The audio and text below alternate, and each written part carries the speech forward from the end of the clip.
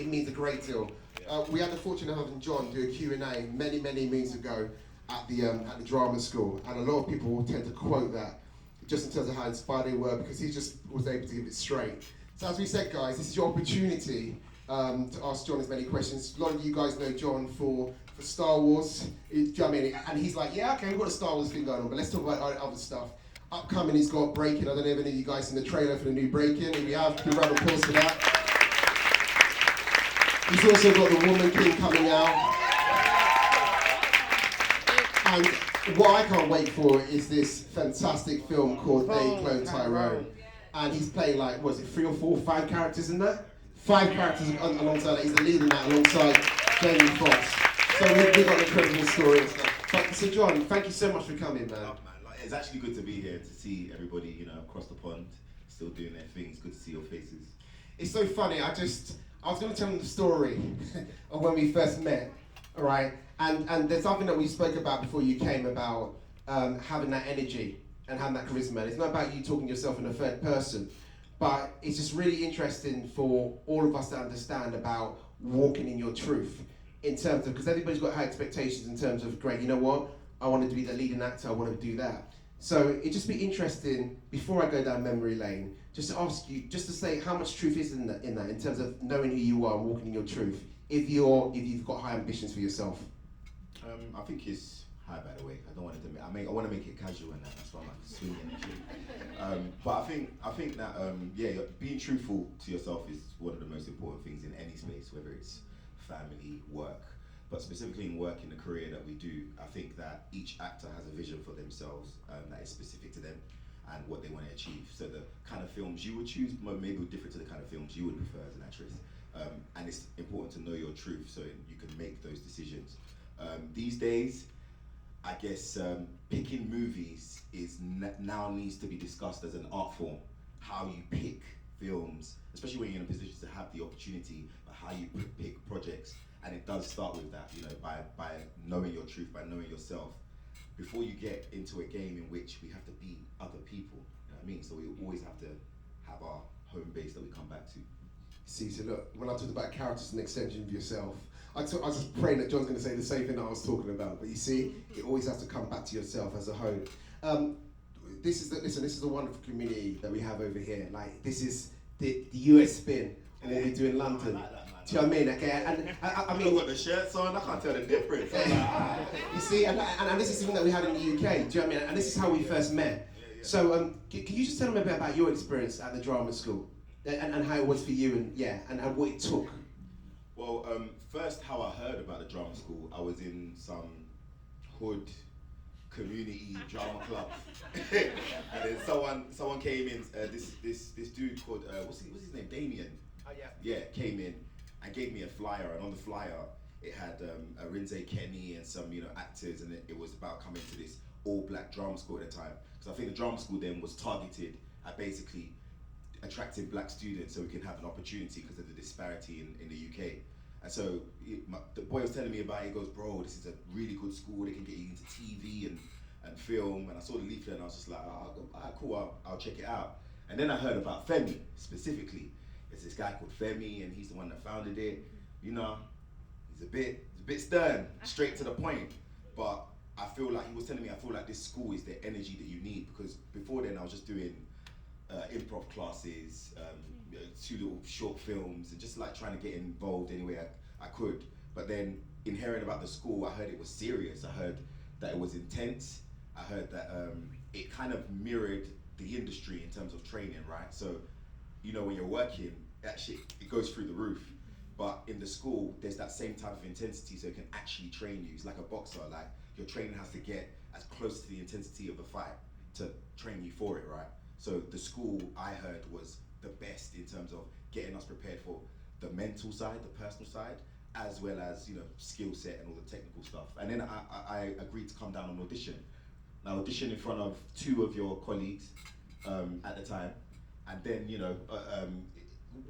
Femi's making that face because they put me straight to the top class. By the and way, he didn't agree. By the way, because he didn't think I was that good. What you're gonna exactly, okay. But what you're gonna notice about John as he's talking, you're gonna see some of the mannerisms that I've got that he's inherited.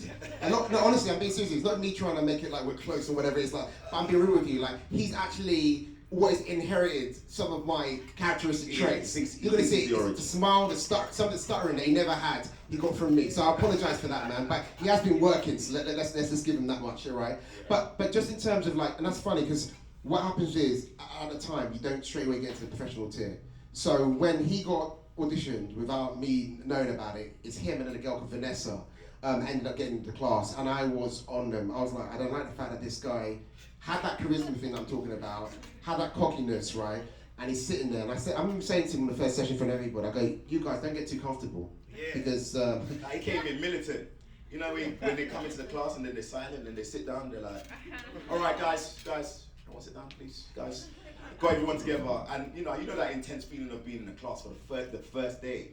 And I was with students who had been in the school for a while, so they were like, they got their warm-ups that they do with each other. They like la la la, the ones like la la la, responding to each other and shit. I'm just there like, yo, like, let me take my hood ass to the corner and do some fake stretching. Like, Femi comes in, sits down, and he was just like, you know what? Like, he points to me and he goes, personally, I don't know why you're in this class. Like, I don't know why you're in the top tier, but we're gonna do an improv scene right now. A written scene actually. And it's the one in the car? It's the one in the car with Malachi Kirby. And then I'm gonna watch you, and it was me and Vanessa, we were gonna watch you two and see if you lot are any good. And he goes, if you lot are good, you can stay. If you're not, you're out. And at first, like, I can't lie, obviously, I'm from Peckham. At first I was like, okay, I'll meet you outside of it. But then I was growing, I was younger then, and I needed to change. I needed to understand that your director needs to be able to be a bit annoyed and say, yo, I don't like the take, and you can't be like, what? You can't be doing all that. So I was just like, okay, this is the moment God has given me to grow and stuff. And I was like, okay, you know what? Let me go through the process. Like, he's come hard, and it's true. He wasn't at the audition. He hasn't seen me there. Now he's giving me the scene. All of that energy, let me just direct it into the scene. And we done one scene with Malachi where it was about. So Malachi Kirby, he's one of our actors, and last year he won a BAFTA, which is a fantastic thing. So it's just great when we draw on these actors and how far they've come. No, but it was sweet. We done a good improv scene, and I nailed it. You know what I mean? I nailed it. And when I was done, I was just like, okay, say something. In my head, I'm there sitting there like this, and he goes, absolutely fantastic, mate. Absolutely fantastic, mate. Fantastic work.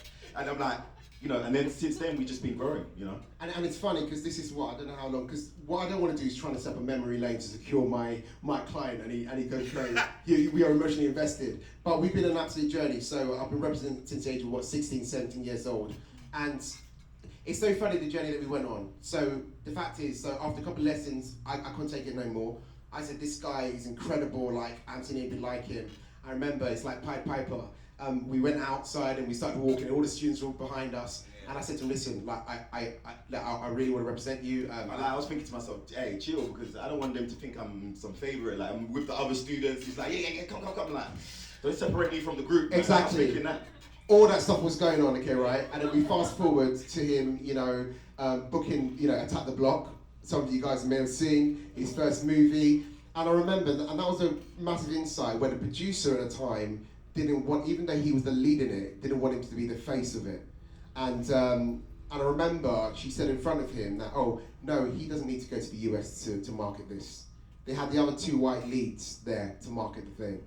And I remember saying something along the lines, no, he's going. Yeah, he's going. Okay, right? Exactly. Yeah. And that's the first time that me and John started to bond. It's weird because he's only 17, 18 at the time. We're on the plane. There was one uncomfortable bit where our legs accidentally touched one another. And then I had to say to him, no, listen, it's just by accident, mate. Like, I'm not trying to come on you or whatever it is, and all that kind of stuff. Hollywood fears, I'd be like, as a manager, we want to take you to LA, you know what I mean? I'm like, exactly. I ain't about to be that kid, so I was just on edge. Exactly. John wouldn't admit this, but because I was actually funding the trip, we went to like a 3-star hotel. No, I would. Coral Sands Motel. Coral Sands Motel. Off of Hollywood Boulevard was where we stayed. Well, where we stayed, okay, right? Because I thought I'm investing in this guy. I need to make sure it's going to happen. I'm not going to put him in a 5-star, even though I was used to that lifestyle. But wow, I wasn't. So it's like motels, like, woo! You know what I mean? I'm telling you, no. I'm giving the rag to riches. So when we first came on the back of the block, we even went to some motels where they were like, I didn't even know about pimps and all that stuff. We said Hotel 6 in yeah, all that kind of stuff. We've had some weird stuff that's happened. But this is a rag to riches. And I remember, because John was, even though I had clients, he's the first person that I thought, no, this is it. We're going to make it. And this is what I'm talking about, dreams becomes reality. There was a time where it was in an angel cafe or something like that. I can't remember, a pink angel. I don't know what it was. The cafe, we were there. And then after that, we went to like a barber shop. And then we went on top of it. And then we said, and John might not remember this, he goes, what we want to do is like, we want to be agents for Christ. That what we want to do, we're going to get in this industry, and we want to basically just, bring people to God in the work that we do. Right? And we've got to set our realities on fire. And we were sitting there, like there's been so many conversations we've had right at the beginning where we was just daydreams and stuff, and visions or whatever it was. And I remember, do you want to talk a bit about when we went to CAA? So what we did, we set up the meeting, even though it was against the wishes of the producers, whatever it was, and we was in all these big, massive boardrooms. And I know that even though we had 16 people around the table, for me, we had 17 people around the table. I knew that John was also watching me. And I said to myself, I've got to get this right, okay, right? So I remember I'll be doing all this quirky stuff, and I'm going to stop talking because you're here to talk to him, but I'm giving the story, right? All this quirky stuff where I used to play around, like, playing around with my glass and all this kind of stuff. It was just me getting to know how you are in that. Is that how I operated? He was how you testing me. operate, because I think for me as actors, we only sometimes consider the creative side of our job, and we forget that, when you get into the game, when it starts paying you money for your services, it becomes a business. And Lord, the business side is something to take in and be a student of, because that's going to be just as important for your freedom within the art. And for me, that was our first time engaging with the business side, and I had never seen nothing like this. I mean, it was my first time in the States, and you lot don't know this. You lot's country is big, man. Shit. People were like, what the? Like, there's so many people, especially coming from a small island in London. So going to an agency office where it's like 5-6 stories and it's got big lobbies. For me that's intimidating, because I'm like, oh yeah, this is what, they're just getting a little, whatever percentage from the actors, but they can afford this. I'm like, this is the big leagues, and I'm seeing, I think we saw a few celebs, well-known faces just walking past like it was casual. I was like, this is the celeb world, like this is the actor world, this is where all the deals are made and all that kind of stuff.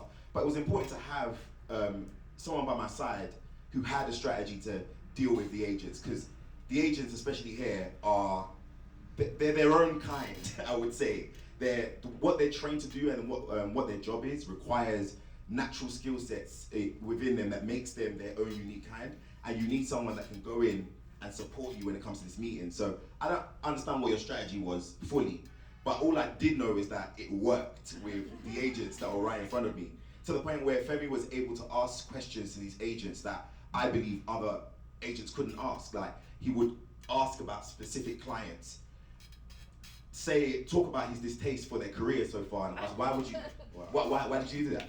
So is that what you're gonna do to my client? And at the time I'm thinking, hey Femi, man, we just go here. But what I realized is that it was also important identifying what power we had at the time, because this industry every time will make you feel like you have nothing.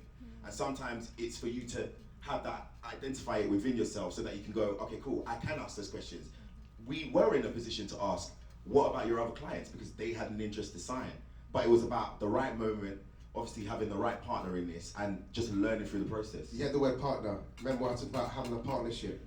What I'm going to do, we're going to open this up to you guys, because so you guys can ask all those questions. Okay, right? So let's go for it, guys. Who wants to go first? Yes.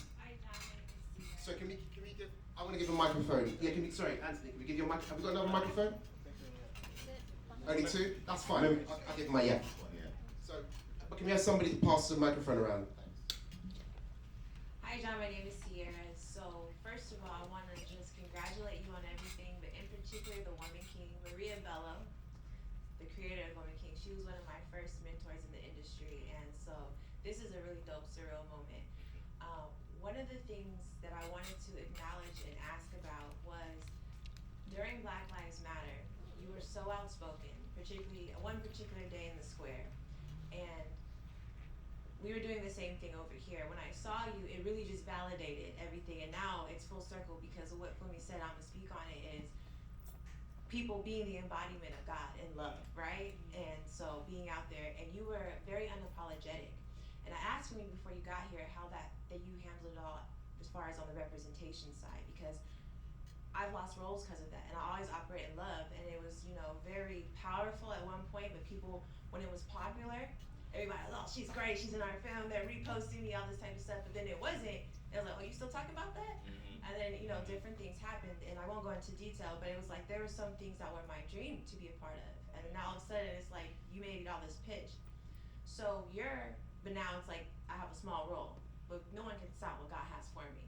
How did you deal with those things? Did you have that kind of pushback? Because you were very, very vocal. Yeah, we did big time. I mean, even Femi called my phone like, what the hell is going on? But I was severely moved by that whole time. And not to say I wasn't before, but before I'd never experienced just the consistencies of seeing black bodies, just the consistent violence. And it was sparking off in the UK as well. We were actually there that day protesting not only for George Floyd, but for Belly Majenga, and for Sulu Abri, who was drowned by students and their killers exonerated in the UK. And so for me, it was very intense, but I just knew that I can't exist in an industry that wants to hire me for jobs, but doesn't want to accept my blackness. Now, that for me is weird, bro. Like, this industry is weird. It's like, sometimes you go in first time and because they don't have an idea or have the space to accept you for your uniqueness, they want to give you kind of a default setting. Oh, I see it. You could be a Dwayne. Oh, you could be a Zendaya. You know what I mean? And it's like, that artistry is lost because the nature of the business is to churn out content, and it makes all these processes that are supposed to be artistic and organic quite fast and cutthroat. And I think a level of understanding, I needed to have that. A level of understanding, I can't get offended about every single part, every single stage of this process. As you said, what is for you will be for you in that sense, but also it's kind of like, you know, considering that you are in an industry in which your dream is not the most important dream. It's important to you.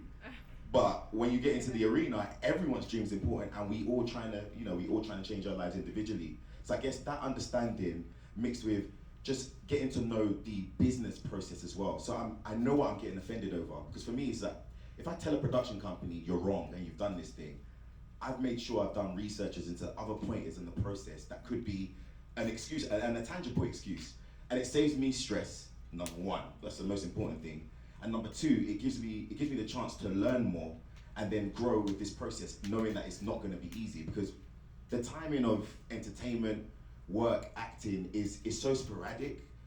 You guys are, we brave for choosing this path anyway, and we're a bit crazy, something wrong with all of us, by the way. But yeah, something wrong with us, because it's such a unique path, but I feel like all of you know you're made for it, and that's why you're here. You've invested into yourself to be here, you've invested your time. It's about letting that guide you within those sporadic moments where you might get closed down. Because what I need to realize, I was like, man, these studios are not gonna work with me anymore, they're gonna think I'm problematic on set. But then what I realized is, this industry is bigger than that, factually.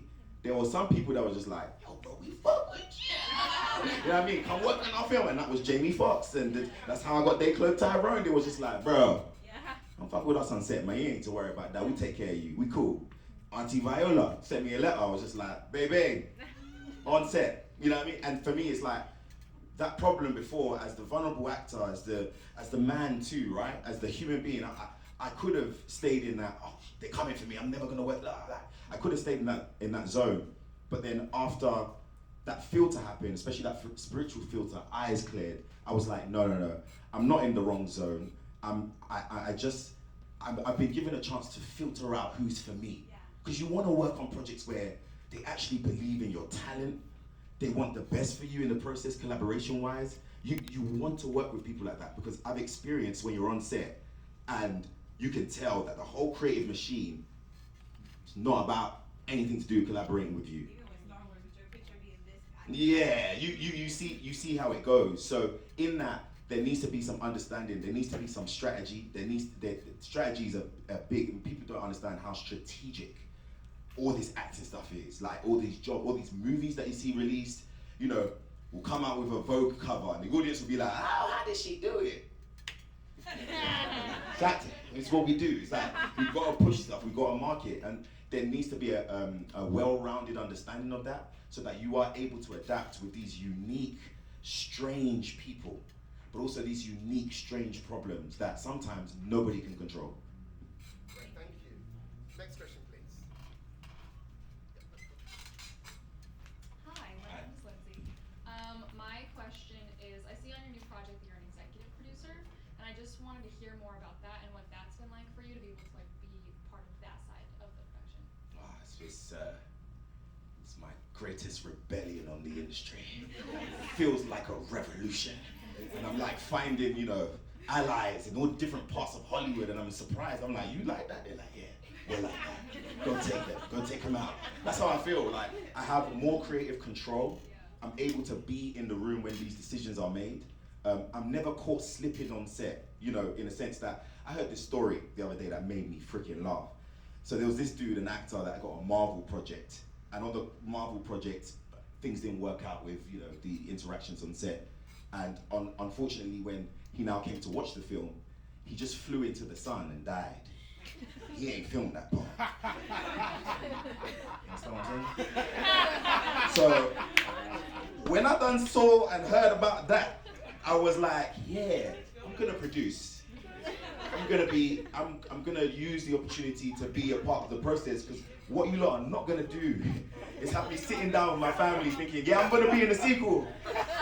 And then now CGI me just flies into the sun, and the way you die too is like the studio were like, make him burn, make sure the audience knows he's never coming back. And literally I was like, this kind of motivated me to be part of the creative process, to produce.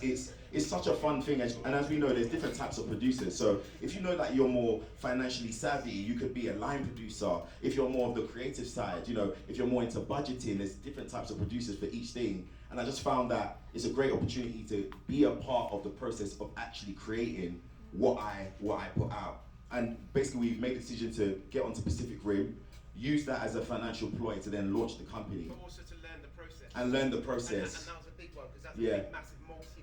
Yeah, I mean, it was over 100 million, and they were like, okay, all the previous shots, your company does that. All these creative choices, you do that, and you collaborate. And then we got warmed up, and then since then, ooh boy, I have some stuff cooking where I'm like, they're gonna think I'm different. You know, when in the sense that producing something, being a part of the process is, it's an independent rebellion on the studios that don't have the ideas, on the TV networks that don't have the original scripts. It's a rebellion on that, because it's you're thinking from new perspectives, you have on-ground access, and you have the chance to just develop some real cool stuff that is like more meant for me. What I know is meant for me, you know, so it's good fun.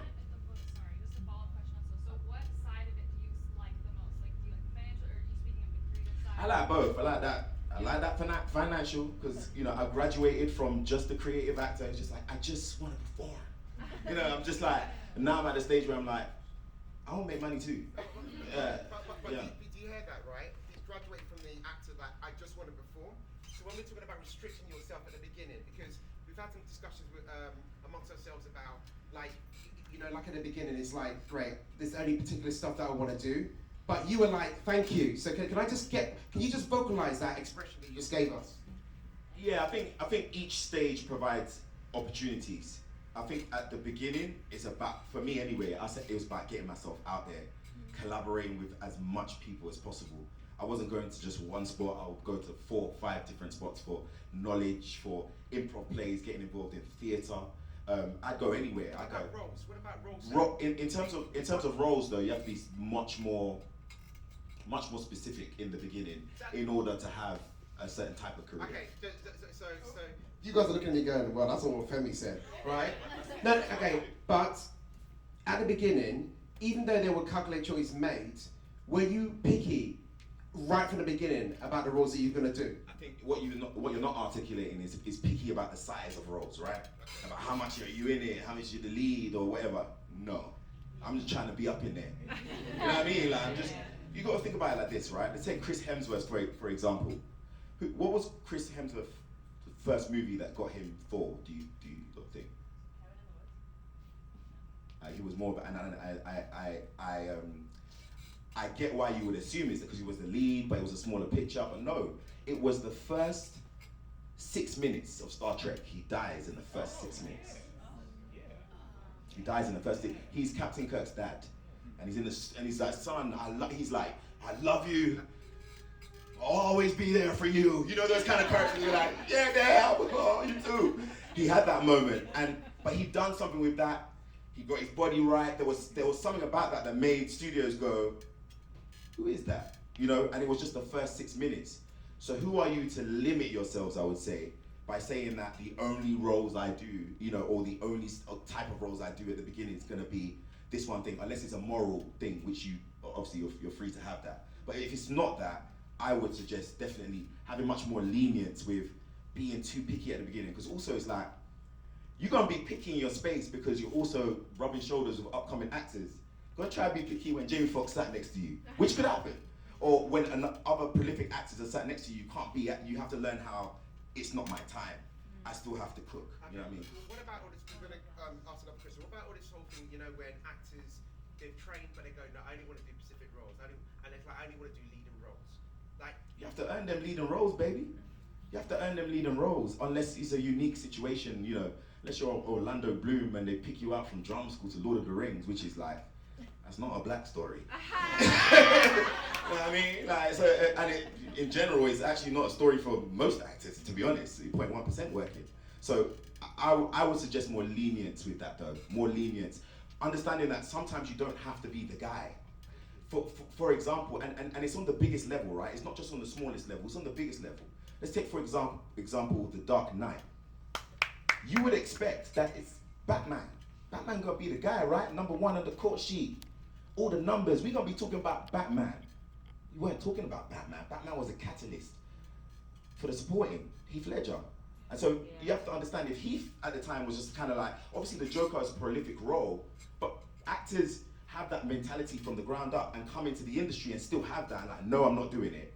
And end up, you know, dodging really big opportunities because of the size or the type. And it's like, sometimes you just need to be in one scene with, and that scene is important to the story, and you have a chance to show nuance. Sometimes you just need to be in a moment in a project that just gives you your foot in the door, so you can talk to people on set. You can rub mentalities with your crew. Sometimes you just need that small opportunity that gives you the clues for the next step.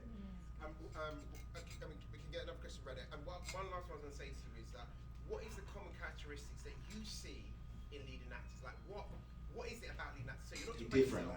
What is it? They're different.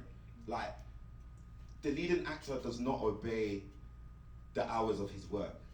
He comes into set 3 hours beforehand. Let's say if you like, you know, Dwayne Johnson gonna be on set 3 hours before the crew, working out in the gym, you know, before the scenes. They set the precedence for the crew. Like, the crew are motivated by lead actors. When lead actors come on set, they've learned their lines, they've come with a really unique understanding of their character. They leave 25% of themselves to be open to the director changing things, and they come and collaborate. But their work ethic,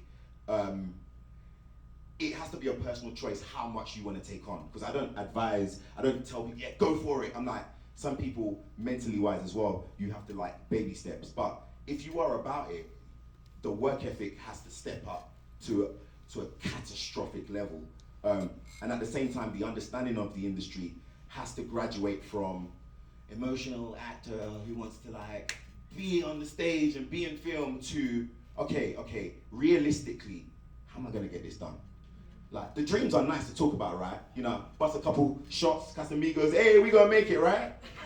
But like, when it fades away, it's like, but how am I gonna do this though?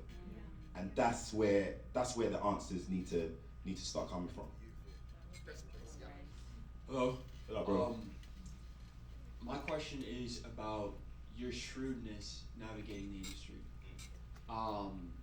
as well as like how you've grown. One, you've grown as a man, going from boy to man in the industry, but learning it, like how you navigated this thing, like in your mind. I know you're a believer as well, but I also want to know like how you've negatively been impacted by the industry too.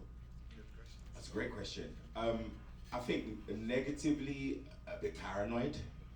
Um, you get a bit paranoid about a lot of stuff, a lot of the process, because once you start to go up in levels, people kind of sometimes have too much caution with telling you things.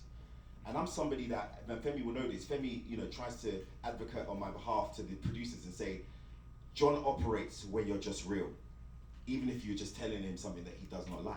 He operates like that, and I think the negative flip on people have to be like, Mr. Boyega,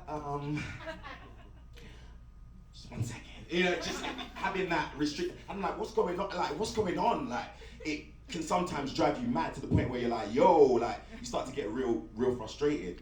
I'll say, negatively, maybe emotional-wise, mental-wise, I had to do a lot of work. Especially, I had to go away and go silent, and essentially muscle up a little bit. I felt like the first round of being in the industry, I got caught lacking at a gunfight, but I got away. And I came home, I was just like, should have taken that vest.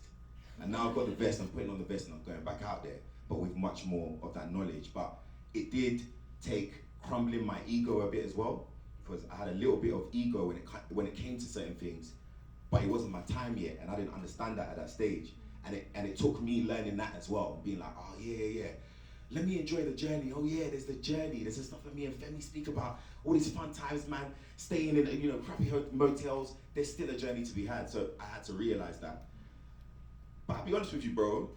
It's also very good. Don't let them lie to you, man. Sometimes they'll be like, oh yeah. I have people be like, do you miss your old life? No. Like, there's a reason why you're aiming for this. I get it. Like, there's a great side to this for you guys to be excited about, to help motivate you as well. It doesn't all have to, trust me, it doesn't all have to be grueling. There's great and way more great moments. But those moments where it's dark, it's just that sometimes it feels like that's the only thing, because the reality is in this industry, you can lose everything with just one move, like in boxing, like. And so that, in its sense, it can sometimes be the fear. But mostly good, bro. I can't lie. Good. Next question, please. Hi, John. My name is Josephine.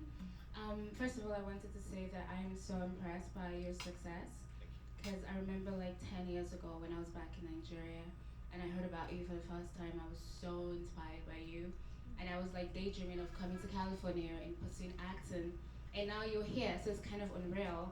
And a couple days ago we had a showcase, and after the showcase I was like mentally and emotionally drained. Like, I needed like to recover like 28 to 48 hours, and I'm still recovering.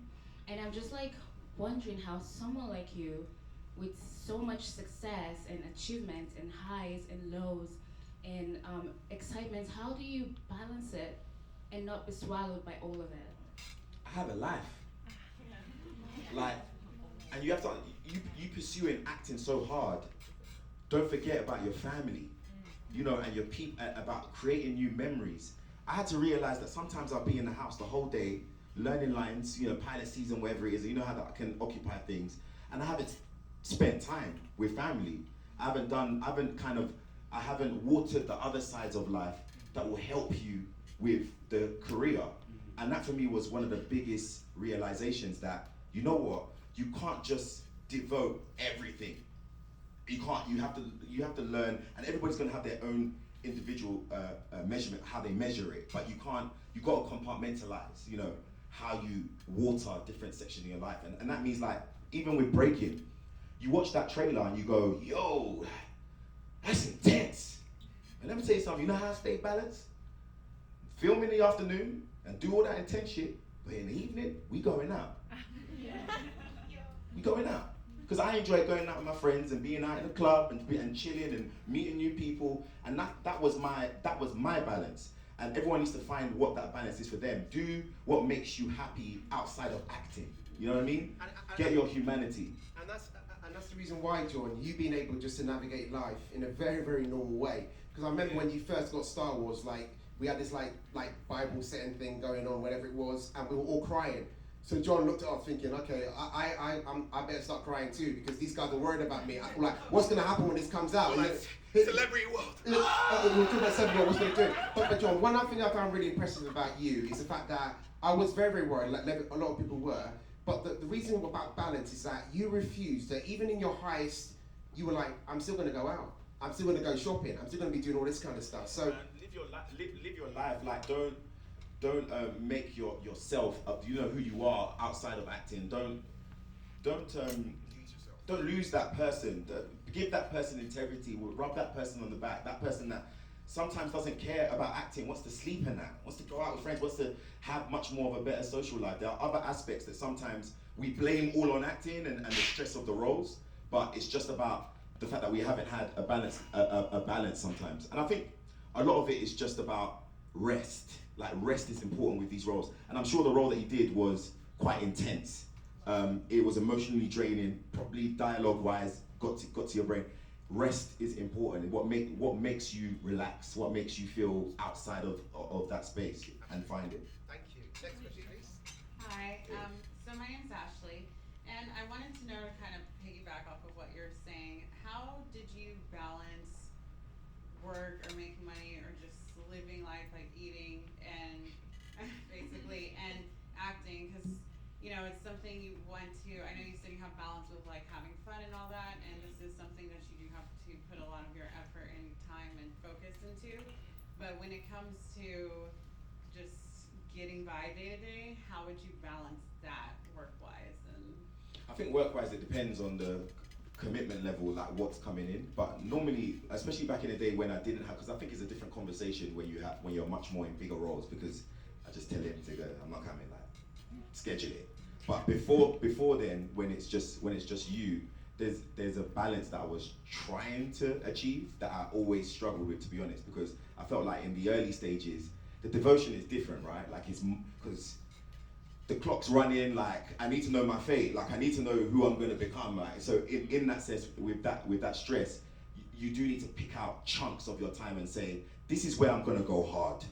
That's what I used to do, and it's sometimes most of the time it'd be 5 months where I'm like, I'm not stopping. Maybe I would have Saturday off where it's no act. I don't research no B-rolls. I don't try and learn about producers list. I don't look at budgeting plans. I don't try and look at actors' past interviews where I'm just free. But I devoted at least 4 or 5 months. I was just like, I'm gonna go in, then I breathe. You know what I mean? Because sometimes it's like, okay, you just like to think about the strategy and what we're doing here. Then I go another 2 months or another 4 months, and that's how I kind of figured out my own pattern. But I would say that no one can tell you what that is. It's about having that mentality that I need to sort it out and then trying to find that balance. Next question.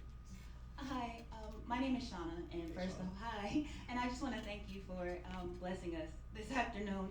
But my question was more specifically, and I wrote it down, regarding roles and archetypes and being on opposite ends of the spectrum. So when sourcing and or being offered material that you could be in consideration for, are there any foundational elements that you look at in terms of story, before it becomes an absolute? Like, yes, I'm on board, put me on. And how do you eloquently handle those moments? I would presume rare instances where, you have material and it's like, yeah, maybe good shit, but thanks, but no thanks. I have to move forward. How? Oh yeah. So, I mean, for me, like specifically, I think there's a response we would all have because we love acting, right? We love the art. I feel like there's a natural response we would have if we read a script and within that there was a role that was right for us. Like imagine you read a script and in that was a role that was so right for you. The first 4 pages you're gonna stand up and be like, woo! Yes. I fucking see it. Next page, explosion, and then he rolling. I'm gonna kill that shit. Dead script, you gonna be struggling, trying to get through them pages. You get to page 6, they still ain't told you what's going on. Page 10, and you're not seeing that your role is best suited to you. It's about having that natural moment with yourself when you first read, taking down the pointers. Like for me specifically, I like a character arc. I like a character that starts in the beginning as one thing, and by the end of the movie is a completely other person. So that's why I chose Moses as my first role. And the first time they see you, let them see you masked up with a knife and that. Say, give me the bag. You know what I mean? Let them see that side to you. But then an hour later, I'm like, yeah, that's film. Because a lot of it to me is also based on, when I go to the movies, I'll watch the movie, but I will also watch the people's reaction. So I use that to kind of help me decide what's gonna pop. And I felt that way with Breaking. Like once Femi brought that script, that's the face I done when I read it and was like, nah man, I could body this. This could get bodied and handled. You know what I mean? And that enthusiasm is told to Femi, and he goes and tells him, yeah, John's interested in it. You know, in a much more, professional, much more professional manner. And the fact is, you gotta, even though we know we're gonna do it, you gotta put on that voice because of the negotiation. You can't be running to it. It's that money negotiation, so you can't be showing the money, yeah. You can't just run to it. You know what I mean? You gotta be like, yeah, we like the role. It's a great role. Let's continue to talk, even though the actor's just like, yo, I need that. You know what I mean?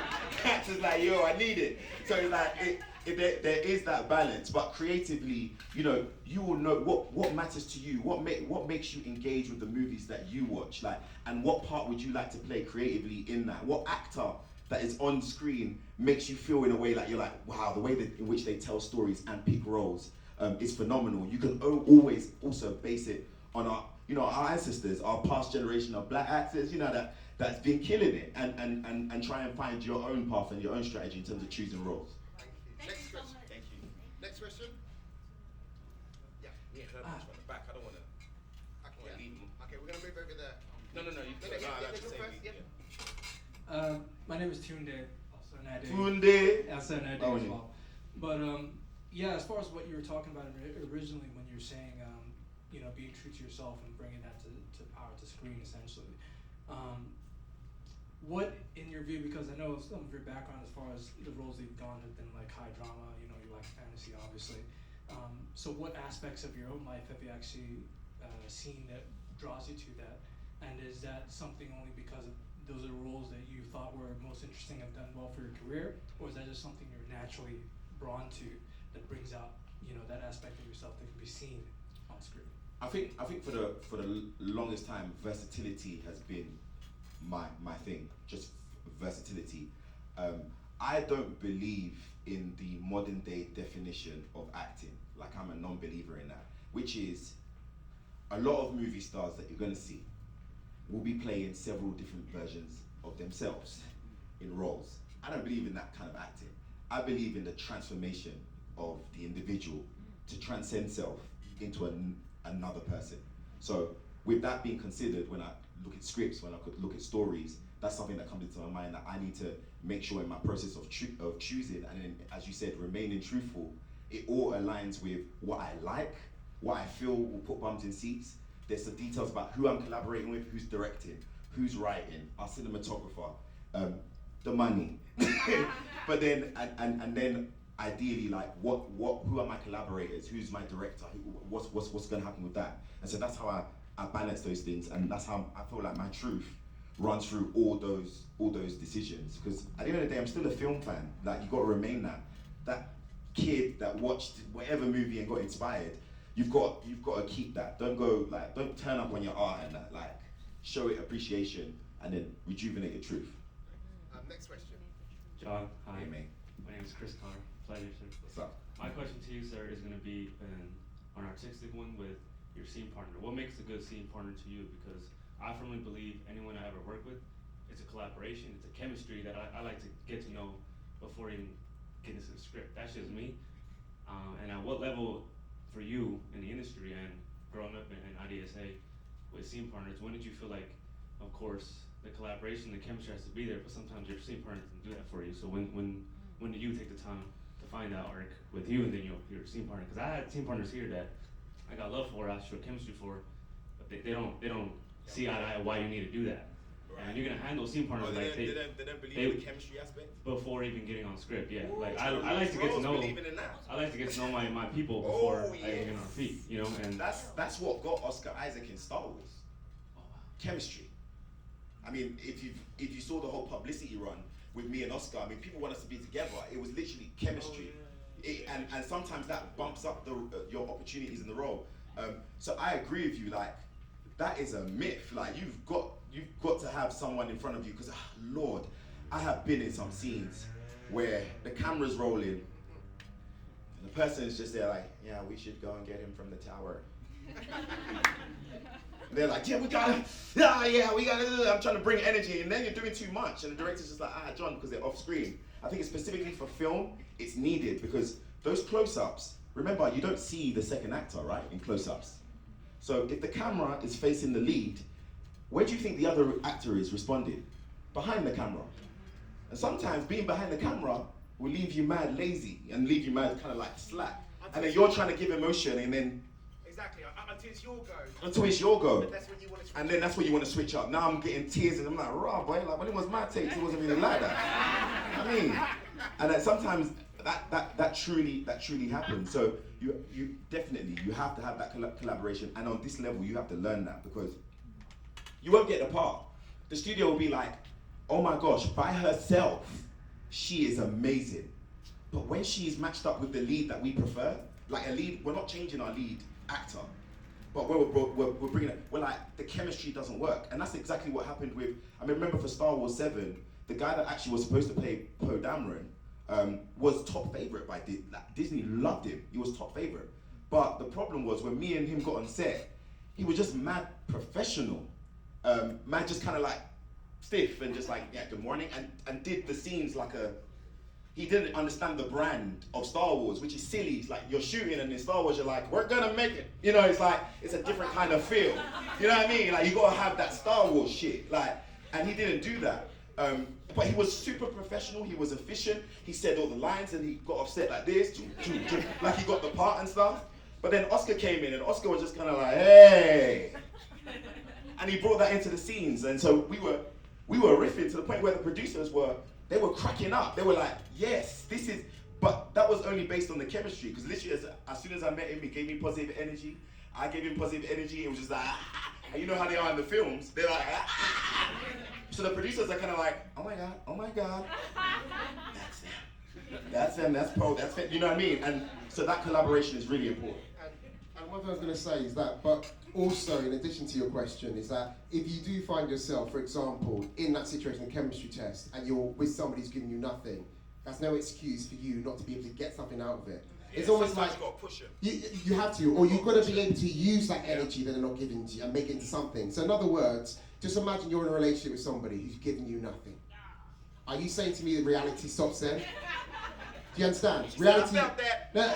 Listen, reality doesn't stop there, Nicola, right? If somebody's dead to you emotionally, then you use that. Because at the end of the day, exactly what John said, they're going to be judging you on your response to that situation. So you can't use the excuse that the person's not good, and therefore you're not being able to do what you've got to do. Especially on a filming day, you're going to have to like draw it out. Sometimes you need to force it out of them. Sometimes the director will come and help you though. They will notice it and be like, or go to the other. I've had, like, sometimes there've been notes around where people go to the actor behind the camera and be like, can you just give him a bit more?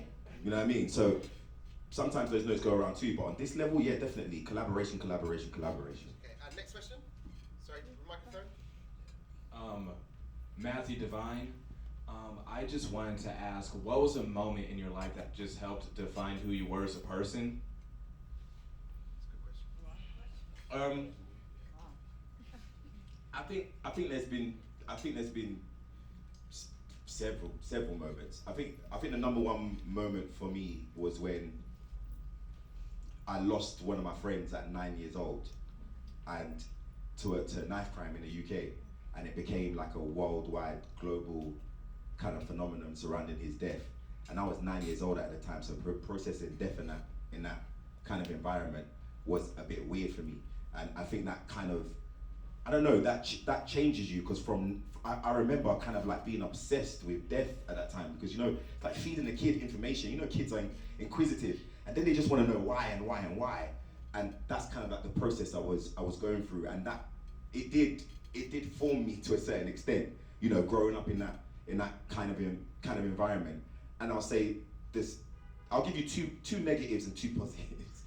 The second negative is when I got kidnapped in Nigeria, which was a bit of a madness because for me it has forever changed me because the fleeting energy of life, how life can be there 1 minute and can be gone the next, was not a concept that I had to face head on. I've never had to look death in the face. And I felt like that moment, especially working in Nigeria and what happened with that situation, just kind of it defined me. It defined, but not all bad, in a way that I hold my family close. Like right now, I'm out here with my 2 sisters, my mum, and my nephews, because I have that understanding that each day is of true value. And then the positive things, you know, when Femi signed me onto the agency and he put S-curls through my hair because he was trying to make me get twists and it wasn't quite working.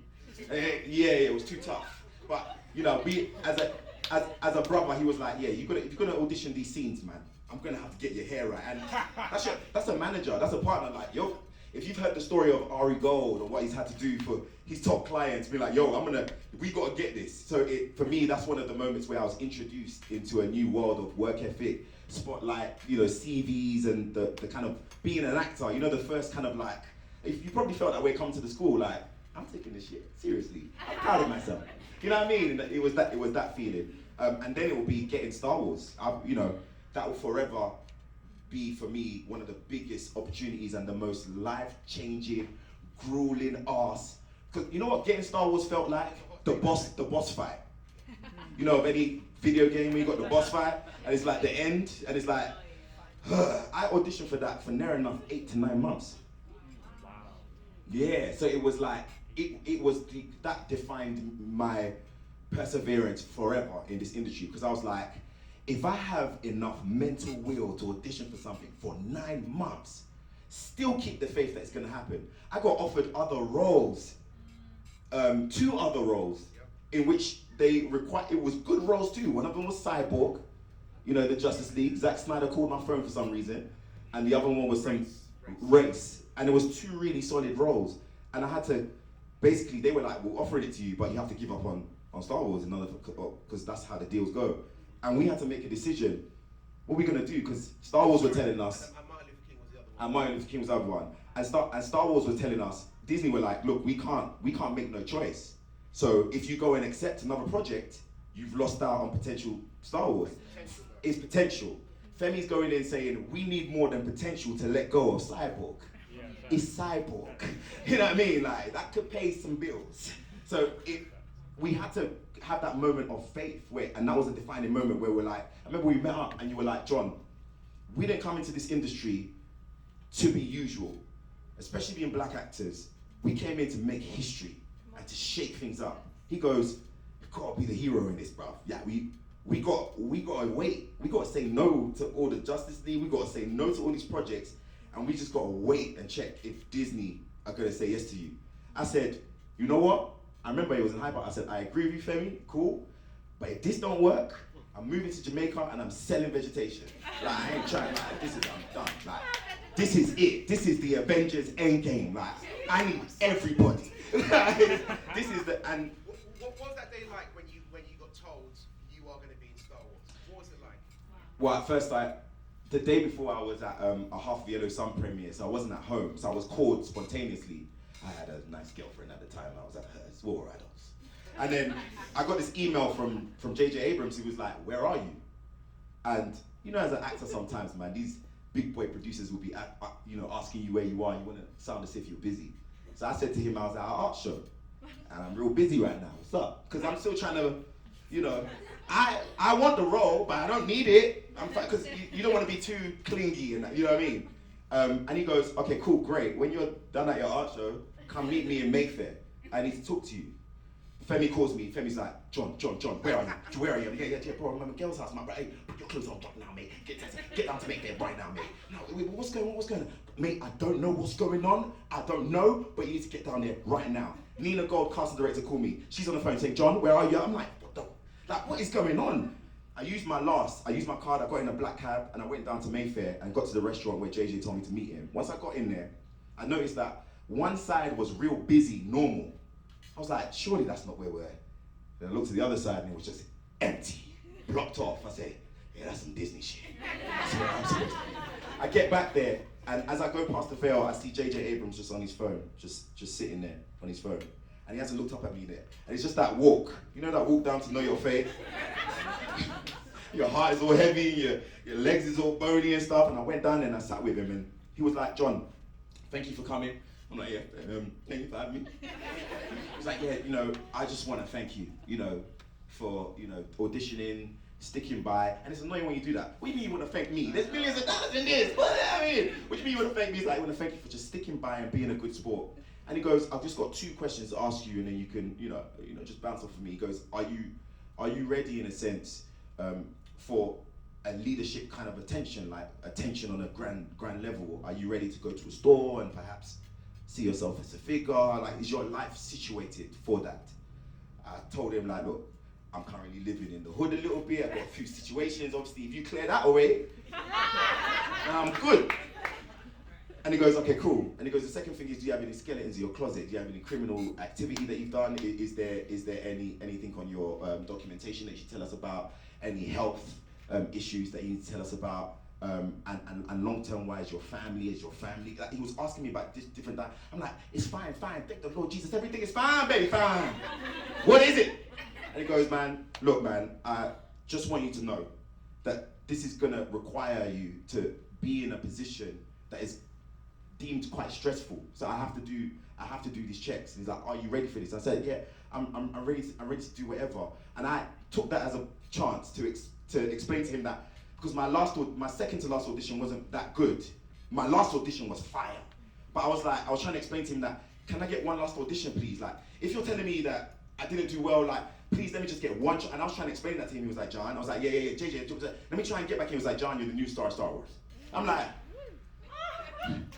and I can't lie, every time I even say that, my heart even trips a little bit, because the whole world stopped. Like, I was like, it was kind of weird. It's like, you expect there to be fireworks and like dolphins and shit, but it's still normal, but it's all that in your head. You're like, so this is what it's like that day that actor said, the day that changed your life. That's that kind of day, and it was for me. And he was like, we're gonna have you in the film, we're gonna have you in 3 pictures. He said, you're moving out of your house and accommodation by tomorrow to go and get trained. Like, there was all this different stuff happening at the same time. I'm like, okay, cool.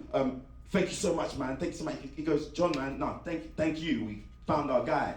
And as I'm walking out, he has Larry Kasdan, who's the original writer, coming in to meet him. And I didn't know who he was, but he just stopped me on the shoulder and he goes, kid, this is gonna change your life. And I can't lie, as a British person, that American shit, I love it. It's like, that's that Hollywood shit. And I literally walked all the way down from that restaurant. I went to go, I had no money to get to Femi. I had to like power walk all the way down. I was going through central London. It was a sunny day. Everyone looked beautiful. Everyone on the street. I was like, love you, love you, love you. You know what I mean? It was such an amazing day. Got to Femi. Femi comes out of his office. Femi's like, John, tell me. I'm like, we did it, man. He's like, yo, we started to cry. We were just like, oh, like this is what they're talking about. And it was funny, the emotion I felt. Like, I didn't feel like the emotion, the stereotypical emotion a lot of people feel. I felt relieved, because you guys are putting in this work from now. When that moment, God willing, happens for you, you're going to remember all of this in one moment. And you're going to be like, oh, shit. Man. I really tried. I really tried for this. And then the reality kicks in. Now you got to be that star. Now you got to film. And then it's when it's like, you brace for it. Wow. Yeah. You've got only 10 more minutes left maximum, okay, right? Because John's got loads of meetings to get. Next, please. Hi, I'm Gabrielle. Quick questions, okay? Yeah. I was just going to ask you about how the view of your career and your life has kind of changed over the trajectory versus when you first started to where you are now. I just think about when I quit, I was an accountant. And so the first thing I did was try to write, because I was too scared to say that I wanted to act. And I think that as things have changed, especially over the pandemic, I've shifted my view and my expectation of what I will realistically do, and it's gotten bigger. So I wanted to ask you how your vision for your career has changed from beginning to current. My vision is kind of we have something that me and Femi call the formula, and the formula is a strategy and a creative mentality we use when it comes to picking each roles. And to be honest, that hasn't changed. We've always tried to aim for especially story arcs, stories that really motivate entertainment out of your audience, really give you as an actor a chance to shine. And that's a formula is based on you. Like you, as you're doing this thinking, you will be able to create your own formula to what's good for you. But that will definitely change over time, especially as the opportunities come. We said no to some deals where if you not heard that, you'd be like, you lot said no to that. But you've got to have the mentality of thinking about the long-term game, and that's something in itself in any industry that is hard to uphold.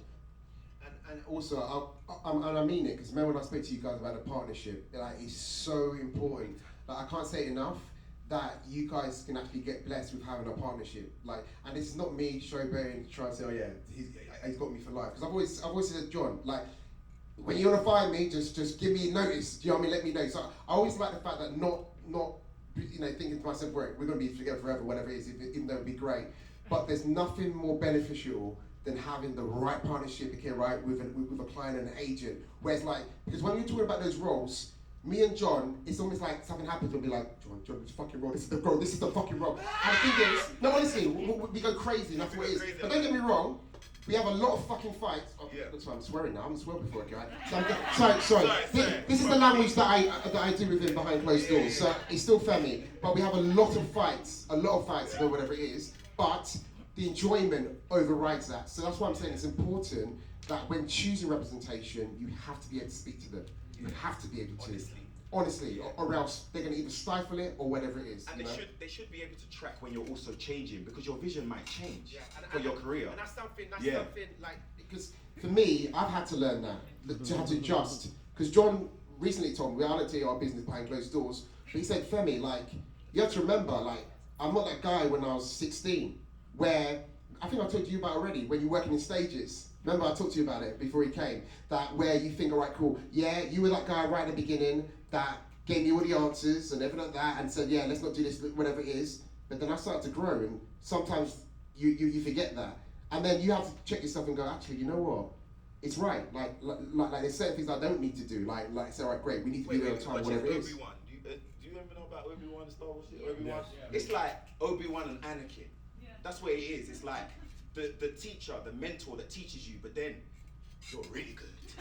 You know what I mean? You're really good. And then they have to, just, and then they have to, and that's what's going to happen to me too. We all have to, one day we'll hand over the baton, right? And that's kind of part of the processing. But we wouldn't be able to even tell you guys this if we didn't have that clear line of honest communication, which is what you would need in terms of upholding and then protecting, especially you as a black woman.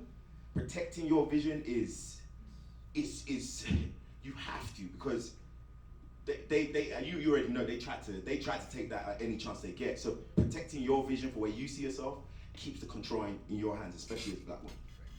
Next question. Hi, John. Three more questions and then Hi, my name is Nyla. So just really quick. If you ask a question, please make sure it's not similar to the questions already being asked, so that we can really use these last three. All right, two things. So one thing. So. Okay. Where did your love for storytelling originate? From just living up normal, watching cartoons. We didn't have Freeview and stuff and digital, growing up. We couldn't afford that.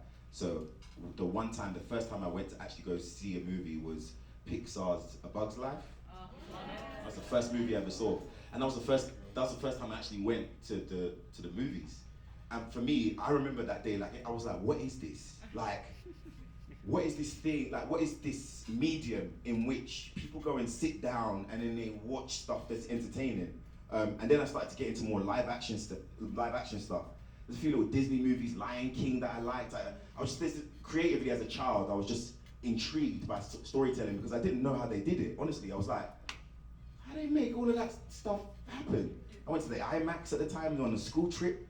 was like the Dolby was killing it. Like the vibrations was going underneath the seat, and I just fell in love with the process of filmmaking. And then finally at school, I wasn't good at football.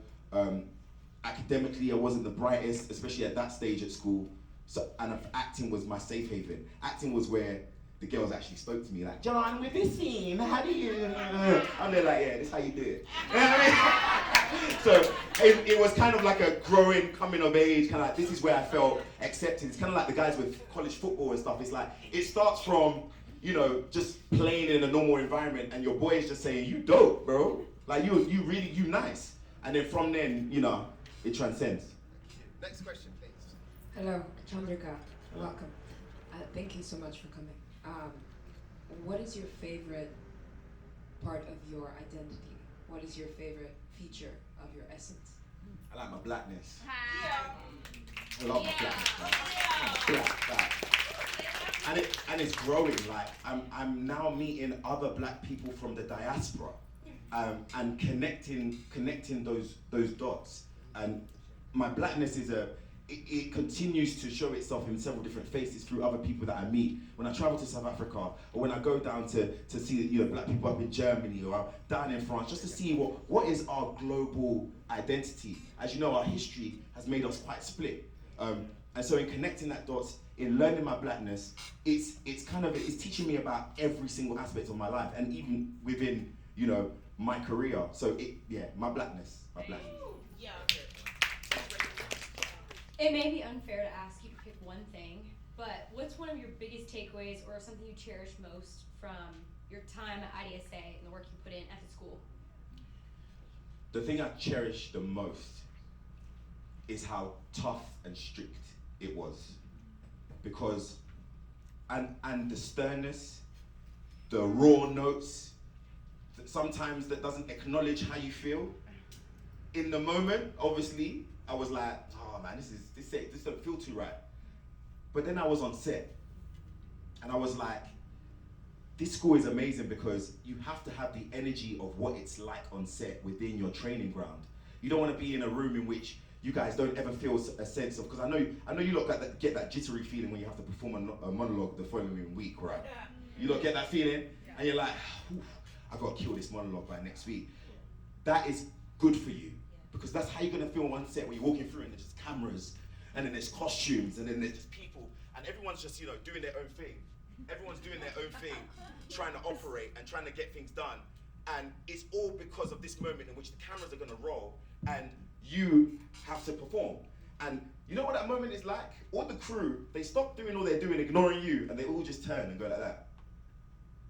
The director, everyone's like, go on then. You know what I mean? And I had to remember that that's what it felt like in the school. That's what it felt, these feelings in this, coming in and meeting new students, being around people that sometimes you're like, damn, he killed that scene, it was cut. Well, I'm up next to me, I'm up? Oh, okay, cool. That, that feeling that it helps you, because you're gonna get on set sometimes and it might be a little bit, this is a church mic. It might be a little bit, I do a theatre, I do diaphragm. It might be a little bit intimidating, but as I got on set and these challenges on set, these challenges on set arise and are consistent. I feel like you have to have had that energy in the training ground, and for me that was the biggest thing. The discipline, that's that rawness, is what it's like on set. Because sometimes, like, if you're working with some of the biggest directors in the world, that you guys would be like, yeah, that would give me my biggest opportunity. Christopher Nolan, Scorsese, they be getting angry if you don't get it right sometimes. You need to learn how to, that mirrors your teacher. That can sometimes be like, that scene went right. You gotta know how to take that. You get the jitters sometimes, it shakes you, and then you got to level and go, okay, now I got to go back into the scene. And that's a very hard thing to do, especially when something from the outside kind of like distracts you off your path. So it's like, learning that here, embarrass yourselves here, please. Because when you get on set, there ain't no time for that. Okay, we have the last question, please. Hello, my name is Princess Muna, and first of all, I just want to say thank you for being, a great representation for us all, and especially for people from Nigeria. Love. Yeah, and my question is, why do you act, and has there ever been a time where you questioned or had doubts about your acting career. Yeah, definitely. Definitely. Give him the microphone, they can give him the working one. Yeah, thanks. That's one. Get the big toe in.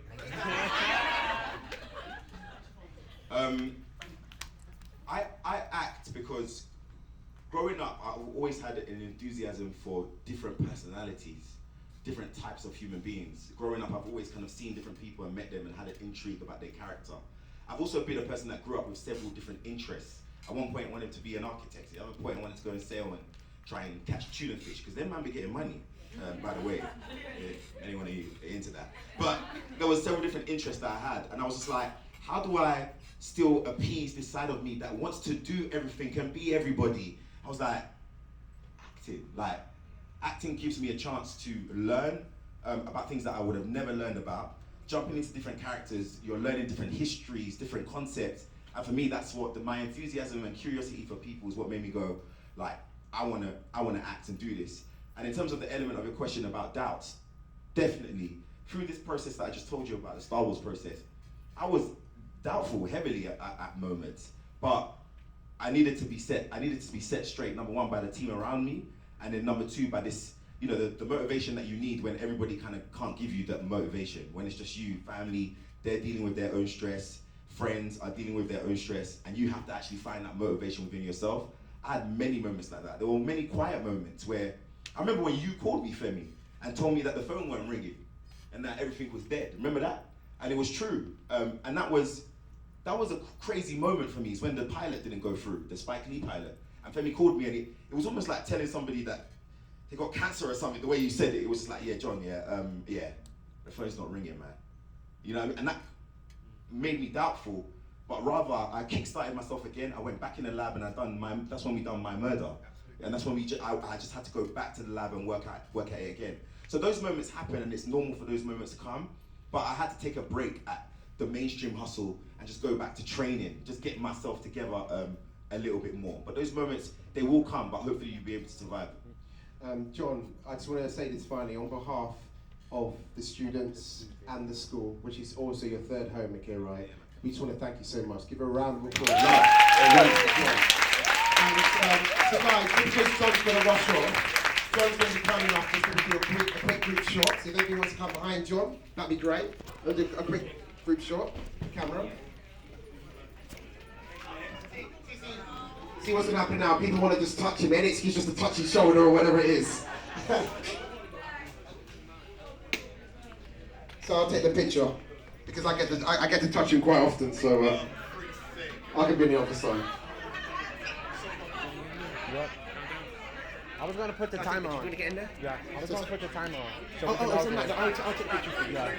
It's gonna be 10 seconds, so you can get in. No, I was supposed to. Okay. So you can position. Turn it off. Go, Gabby.